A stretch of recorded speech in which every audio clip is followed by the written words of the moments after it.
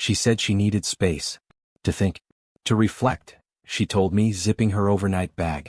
Her brother's place was 20 minutes away. I didn't argue. Maybe she was right, we'd been distant lately. I figured a few days apart could help. But that Saturday, driving past a downtown cafe on my way to pick up a part for my truck, I saw her car. Not at her brother's place. Not parked for a quick coffee run. It was backed into a quiet alley, like she didn't want it seen. Something in me said, check. Through the tinted window of the cafe's corner booth, I saw her. Laughing. Touching his arm. Him, her coworker from the marketing firm, leaning in closer, his hand sliding where it had no right to be. And then it hit me, this wasn't an innocent lunch. It was the kind of shame that any husband would feel burning in his chest, the kind you can't explain away. They didn't see me walk past. They didn't hear the sound of my keys clenching in my fist. But in that moment, something inside me snapped into focus. This wasn't about hurt feelings anymore. This was about truth, and what happens when someone underestimates the wrong man. Have you ever realized that the person you trusted most was planning your replacement? Right in front of you? I didn't make a scene. I just kept walking. Because I knew the next move would be mine. That night, I didn't go home right away. I drove aimlessly, the sound of my tires mixing with the noise in my head. Her face kept flashing back, not the one I married but the one in that cafe booth, smiling like she'd never smiled at me in months. I didn't call her. I didn't confront her. I didn't even go to my own apartment. Instead, I pulled into the old gravel lot near Miller's Bridge, the place where I used to fish as a kid. The river was still, reflecting the moon like it was holding secrets of its own. I needed to think. And when I think, I plan. I opened my phone and started scrolling through her public work calendar. She'd shared it with me years ago so I'd know her schedule. Funny how trust turns into evidence if you wait long enough. That's when I noticed something. Those late project nights she'd been logging? They lined up perfectly with his shifts. Same hours. Same days. And here I was, thinking she was burning herself out for the company. I felt the sting of it, sure. But more than hurt, I felt a strange kind of clarity. She had already written me out of her story. I just hadn't been handed the final draft yet. That's fine. I was about to write my own. When I finally went home, she was already there. Her hair was damp, fresh from a shower. She looked up from her phone, acting like nothing was wrong. "How was your day?" she asked, like we were strangers making small talk on an elevator. "Long," I said. That was all. I watched her move around the kitchen, reheating pasta, humming softly. And I realized she thought she was safe. She thought I'd never seen what I'd seen. That was her mistake. I didn't sleep much that night. I lay there, listening to her steady breathing, wondering if she was dreaming about him. Every so often, I'd glance at the ceiling and feel the edges of my plan sharpening in my mind. I wasn't going to yell. I wasn't going to beg. I wasn't even going to tell her I knew. I was going to let her step deeper into the lie. Let her think she'd won. Because when the truth finally hit her, it wouldn't just hurt, it would undo everything she thought she'd built. The next morning, I left before sunrise. She was still asleep, her phone clutched in her hand like it was part of her. I didn't bother saying goodbye. My first stop was the hardware store on Lincoln Avenue, not for tools but for a small lockbox. One she'd never notice until it mattered. I had a few things I needed to move out of reach. Over the past year, I'd been paying most of the bills, rent, utilities, even the car insurance under my name. It gave me leverage she probably forgot I had. And now I was going to use it. Quietly. I spent the day shifting my accounts one by one. First, I rerouted my paycheck to a different bank. Second, I froze the joint credit card for security reasons. Third, I changed the beneficiary on my life insurance, something she'd been listed on since our wedding. Every move I made was invisible. She wouldn't see the effects until the right moment. At lunch, I stopped by my cousin Nate's office. He worked in IT and I trusted him with one thing: retrieving data. Specifically, the backup files from my wife's work laptop. It turned out she'd been careless, syncing her personal photos to a cloud account tied to the machine. Nate didn't ask questions. He just handed me a drive. "You'll want to see this alone," he said. By the time I got home, she was in the kitchen again, this time with her laptop open and a glass of wine in hand. She barely looked up. "You're home early," she said. "Yeah. Slow day." She smiled faintly, then went back to typing. Maybe it was an email to him. Maybe it was a list of excuses for the next time she stayed at her brother's. Either way, I didn't care. Not yet. That night, when she went to shower, I plugged in the drive. Photos. Dozens of them. Some harmless, office parties, lunch breaks. Others, not so harmless. The kind you can't mistake for anything else. I sat there, scrolling, feeling nothing. Not anger. Not shock. Just confirmation. The thing about betrayal is, once you've seen it, you can't unsee it. And once you accept it, you can start building what comes next. I wasn't ready to burn everything down yet. But the match? It was already in my hand. 2 days later, I gave her what she wanted most: distance. Not the kind she'd asked for, but the kind that makes a person nervous without them realizing why. I stopped texting her during the day. I stopped asking where she was going. If she said she was working late, I just nodded. No suspicion. No accusations. That's the trick. When someone's lying, they expect resistance. Remove that resistance and they lean in deeper. They make mistakes. At work, I set my plan in motion. There was a networking event coming up, the kind of thing my wife's company attended every year. I knew her coworker would be there. I also knew the event photographer personally. Need a favor? I told him. Sure, he said. What's up? Make sure you get good shots of the marketing team. Especially the candid ones. He smirked. Got it. That same afternoon, I started moving out small things from our apartment. Nothing she'd notice right away, just the essentials I'd need when I was gone. A few clothes, my important documents, the watch my dad left me. In the evenings, I kept my routine exactly the same. We ate dinner. We watched TV. She laughed at texts that weren't from me. I didn't ask. By Friday, the event came and went. She left in a black dress I'd never seen before, heels clicking on the floor like she was walking toward a future I wasn't in. I didn't wait up. Saturday morning, my phone buzzed. It was the photographer. Got your shots, the message read. Attached were over a dozen high-resolution photos. Most were harmless, groups of people laughing, toasting, networking. But three told the real story. Her and him in the far corner of the room. His hand on her waist. Her leaning in, eyes closed, lips inches away from his. It was all I needed. Not for confrontation. I had no intention of storming in with accusations. This was documentation. Proof. I printed 2 copies. One went into my lockbox. The other, well, I had plans for that one. That evening, she came home humming again, tossing her heels in the closet. Long day, she said without looking at me. I smiled. Yeah, I bet.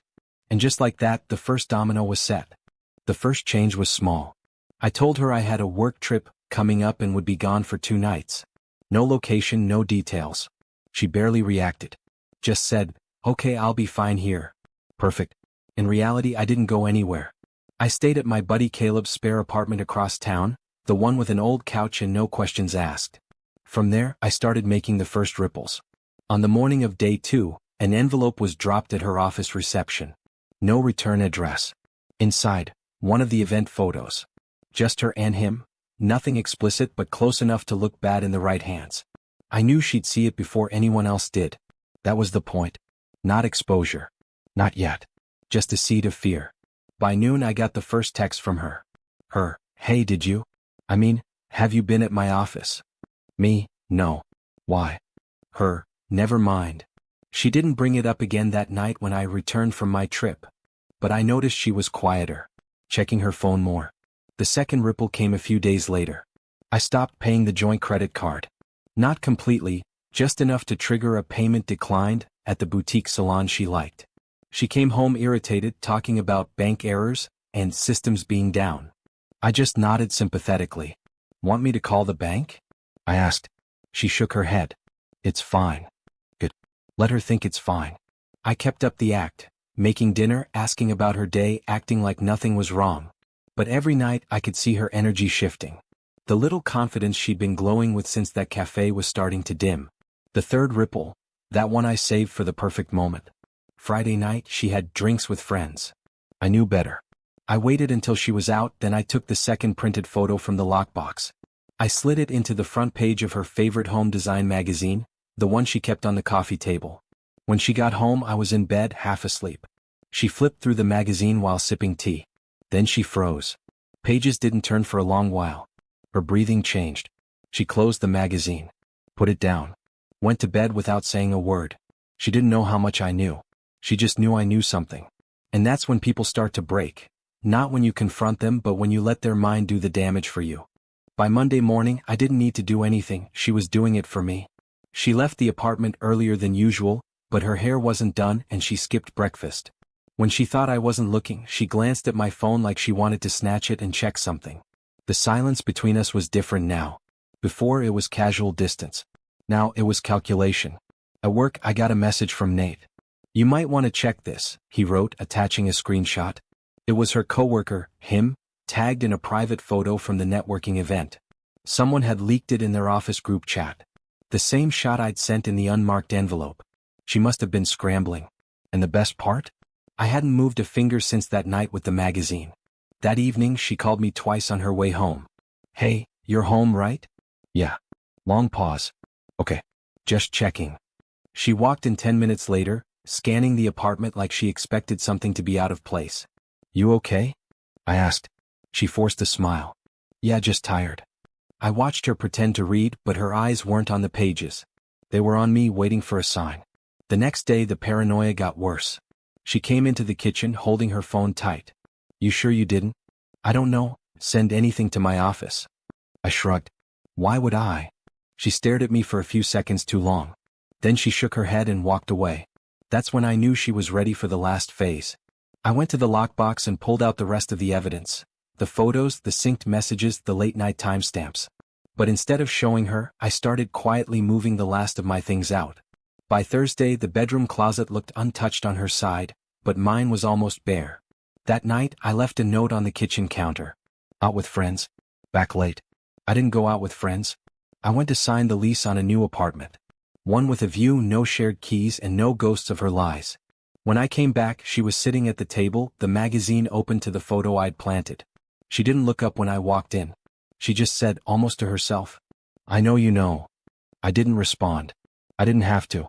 She had no idea that knowing was just the beginning. Friday morning I woke up earlier than usual. She was already in the kitchen, dressed but not ready for work, pacing like she'd lost her script. "You're up early," I said, pouring coffee. She didn't answer right away. Finally she blurted, "If you have something to say, just say it." I sipped my coffee. "I don't think I do." Her jaw tightened. She grabbed her purse, but her hands trembled. By noon I was sitting in my new apartment, a folding chair and a single lamp the only furniture so far. My phone buzzed, a calendar alert I'd set for myself a week earlier. Send package. The package wasn't for her. It was for her boss. Inside, a USB drive. On it, neatly labeled folders with date-stamped photos, chat logs, and a summary of every late night she'd claimed was for work. I didn't write a single word of commentary. I let the files speak for themselves. I knew she'd find out soon enough, but I didn't plan to be there when it happened. That evening I stopped by the old apartment. She was on the couch, staring at the blank TV screen. Her phone buzzed twice. She didn't move to answer. "You forgot some of your stuff," I said, holding up a box. She nodded but didn't look at me. Then, almost whispering, "What do you want from me?" I set the box down. "Nothing." The next morning my phone rang. Caller ID, unknown. I let it go to voicemail. Later I listened. It was her boss's voice, clipped and professional. "We need to talk about what you've been doing. Don't come in until we've spoken." The message ended with a long silence, like he wasn't sure whether to hang up or say more. By afternoon she called me directly. I didn't pick up. She texted instead. "Can we please meet? I just need to explain." I stared at the screen. Not out of hesitation but because I realized there was nothing she could say that would matter. I'd already moved out. I'd already closed the joint accounts. And now she'd have to face the people she lied to every day without me to cover her tracks. That night, sitting in my new apartment with the city lights spilling in, I thought about how it all started. Her saying she needed space to reflect. She got her space. And in it, she found the mirror she'd been avoiding. Sunday morning, I got up without checking my phone. The quiet in my new place felt different, not empty, just clean.